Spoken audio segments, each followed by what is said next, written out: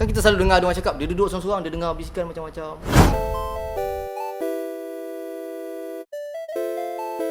Assalamualaikum. Santai guys. So, hari ni seperti biasa kita bersama dengan Ustaz Abrul ingin membincangkan beberapa isu ataupun soalan yang diutarakan daripada penonton. Hari ini ada satu lagi topik yang berbangkit pada episod yang lalu, iaitu mengenai isu adakah nampak makhluk halus itu satu kelebihan ataupun satu kekurangan. Tapi Ustaz berpegang teguh bahawa nampak hantu itu adalah satu kekurangan. Tapi penonton tu macam dia tak berpuas hati. Kenapa dia benda tu satu kekurangan dan kenapa perlu berubat dengan segera? Sebabnya ada je yang saya baca komen ataupun yang DM saya yang mengatakan bahawa bila nampak makhluk halus tu adalah bagus sebab dia boleh membantu orang ramai untuk berubat kan, bagi tahu sekurang-kurangnya yang dia ada saka ke, dia ada santau ke dan sebagainya. So, apa pandangan Ustaz? Okey, sebenarnya terpulang kepada pendapat masing-masing lah. Ada yang kata benda ni bagus dan sebagainya, boleh tolong orang sebenarnya. Tapi sebenarnya kita kena tahu tujuan asal perubatan ni ataupun menyembuhkan orang yang sakit ni, yang menyembuhkan itu sebenarnya hanya Allah Subhanahu Wa Taala semata-mata lah. Jadi kita kena tahu apakah tujuan sebenarnya Allah berikan penyakit kepada seseorang. Dia bukan semata-mata untuk orang tu dia sakit je, tu kau pergi cari ni nak sembuh, tu kau pergi cari ni nak sembuh. Jadi tujuan sebenarnya Allah hantarkan penyakit ni bukan untuk tujuan sebenarnya untuk kita sakit je tu kita pergi dekat ni. Dengar je orang ni boleh buat, kita tu pergi dekat orang ni. Jadi tu sebenarnya salah. Sebenarnya tujuan Allah hantar penyakit ni, antara sebab dia adalah untuk kita kembali kepada Allah. Maksudnya tujuan bukanlah semata-mata kita main hentam orang ni pakai jin pun tak apalah, janji aku sembuh, tak ada masalah. Jadi sebenarnya tak boleh macam tu. Jadi dalam mencari perubatan Islam pun kita perlu mencari yang betul-betul yang patuh syariah. Boleh terangkan lagi apakah kesan kalau mereka yang boleh nampak makhluk halus itu kalau dia orang tak berubat, apa yang akan berlaku kepada diri? Kebiasaannya kita tengok orang yang macam ni, yang pertama dia panas baran. Salah saya ibu panas baran tapi tak nampak hantu. Tak semestinya lah. Tak semestinya lah. Okay. Kepala baran ni kita kena betulkan lah yang sebetulnya kan. Tapi kebiasaannya yang berkaitan bila ada makhluk halus dalam badan, bila ada gangguan, kebiasaannya orang itu dah akan panas baran. Jadi bila panas baran, kesan buruk dia apa? Bila kahwin, mudahlah mencetuskan pergaduhan dalam rumah tangga. Jadi boleh menyebabkan berlaku perceraian. Maksudnya makhluk halus pun mampu juga merobohkan rumah tangga. Dia tak mampu merobohkan rumah tangga, tapi dia mampu menghasut dan menimbulkan panas baran dalam seseorang untuk membuatkan seseorang itu merobohkan rumah tangga dia sendiri. Dan dalam iblis ni dia ada tentera dia. Dia ada tentera dia ramai. Jadi bila askar dia datang, askar dia cakap aku dah buat ni. Bagi iblis tu semua biasa. Tapi bila ada satu jin yang kafir ataupun syaitan, bila dia kata dengan iblis, jumpa iblis, hari ni aku mampu menceraikan satu pasangan. Pasti you are the best. Maksudnya antara poin terbesar yang iblis nak ialah suami dan isteri itu bercerai. Jadi antara sebab dia perlukan rawatan supaya dapat mengurangkan panas baran. Sebab bila ada gangguan dalam badan ni, dia menyebabkan panas baran. Itu yang pertama. Kemudian yang kedua, dia juga boleh menyebabkan penyakit. Contoh, bila ada gangguan dalam badan, boleh menyebabkan terlampau emosi sebab terlampau banyak bisikan. Kan kita selalu dengar ada orang cakap, dia duduk seorang-seorang, dia dengar bisikan macam-macam. Itu bukan masalah mental lah, ataupun dia bercampur lah. Sama ada mental semata-mata ataupun mental berserta dengan gangguan sekali. Bila seseorang tu Ustaz melalui masalah depression, kan kadang-kadang individu tu akan ambil jalan mudah untuk berseorangan kan. Adakah individu tu mudah terdedah dengan gangguan makhluk halus ataupun nampak makhluk halus tu? Ya, betul. Kebiasaannya gangguan ni dia bermula dengan emosi seseorang tu sendiri. Bila dia terlampau emosi, jadi dia pula berseorangan. Jadi masa tu lah gangguan ni mula datang. Sebenarnya bukan orang yang gangguan emosi je. Orang yang berseorangan, yang tidak ada guide daripada mana-mana sesiapa pun, dia mudah mendapat gangguan. Bahkan kalau orang tu dia kuat zikir sekali pun, dia pergi dekat dalam gunung, dekat dalam gua seorang-seorang, dia pun boleh kena gangguan. Apatah lagi orang yang kena depression. Nampak tu guys, aku ni hari tu pun kena kacau kat studio. Muka cuak. So antara yang lain, kesan dia boleh menyebabkan, contoh okey, bila dalam rumah tangga, bila ada gangguan dalam badan, so dia boleh berkait dengan, minta maaf cakap, boleh berkait dengan persetubuhan. Maksudnya makhluk tu pun boleh bersetubuh dengan manusia.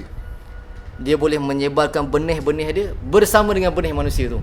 Uish. Jadi akan memberikan kesan kepada anak yang lahir. Dapat kalau sebelum bersetubuh tu dia tak memohon perlindungan daripada Allah Subhanahu Wa Taala. Wah, dia tak baca ucap Assalamualaikum kan.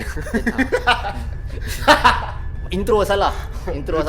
Tak baca doa. Dengar tu, dia kali ucap Assalamualaikum Bismillahirrahmanirrahim. Jadi kesan dia, contoh anak-anak ni dia boleh jadi lembab, dia boleh jadi terlampau majal. Itu antara sebab lah. Antara kesan-kesan yang akan berlaku lah sekiranya. Tapi dia takkan membentuk watak muka yang Tak adalah sampai keluar tanduk anak tu, tak ada.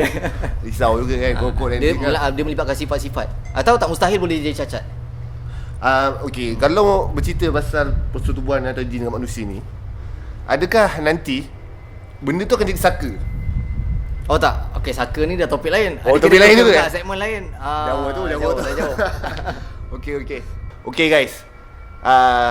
Mengenai isu yang berbangkit sebelum ini, iaitu mengenai nampak hantu itu adalah satu kelebihan ataupun satu kekurangan, telah dikupas dengan lebih dalam.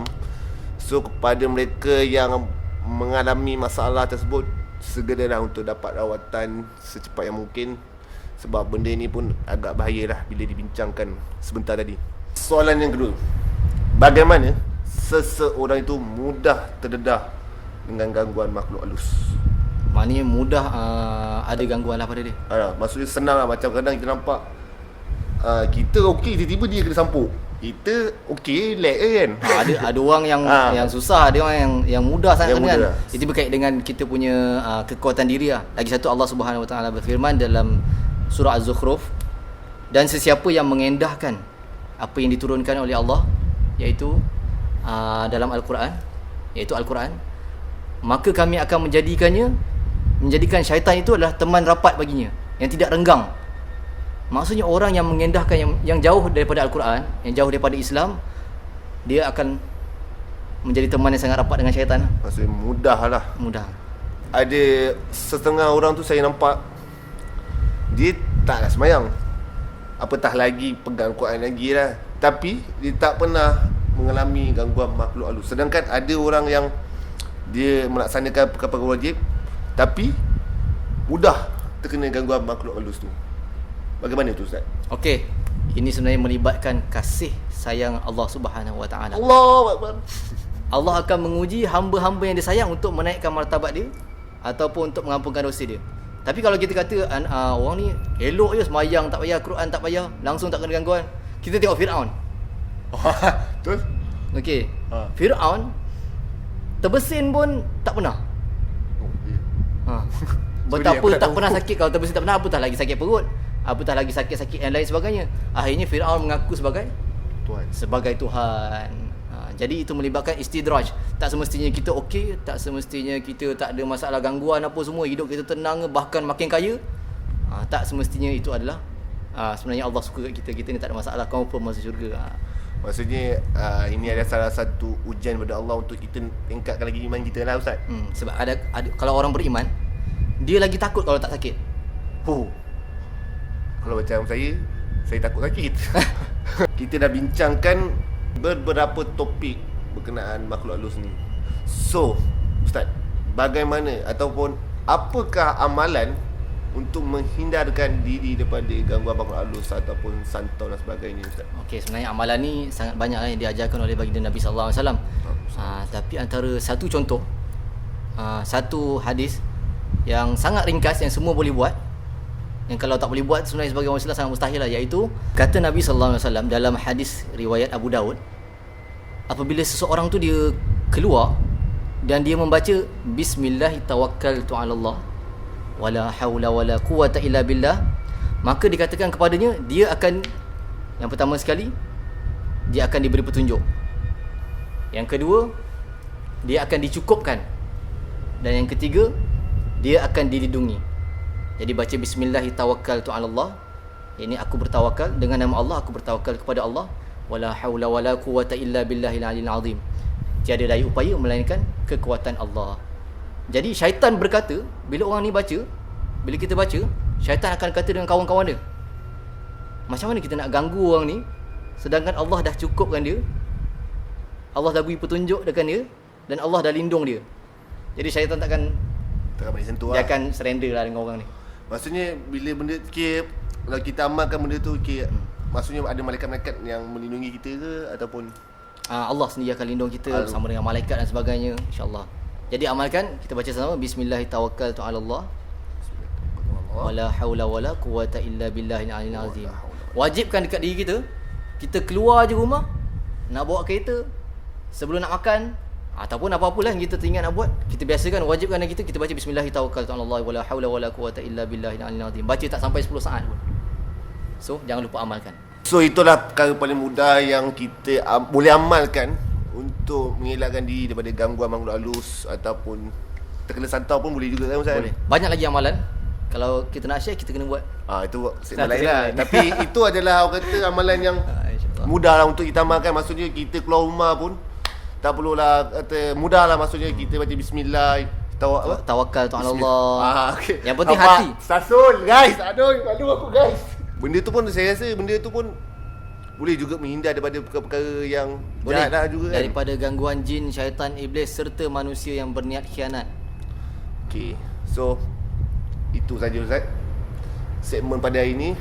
Kepada penonton semua, seperti biasa, kalau ada sebarang persoalan ataupun pandangan, boleh komen di channel FB kami ataupun di YouTube kami.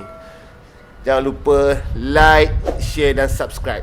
Assalamualaikum.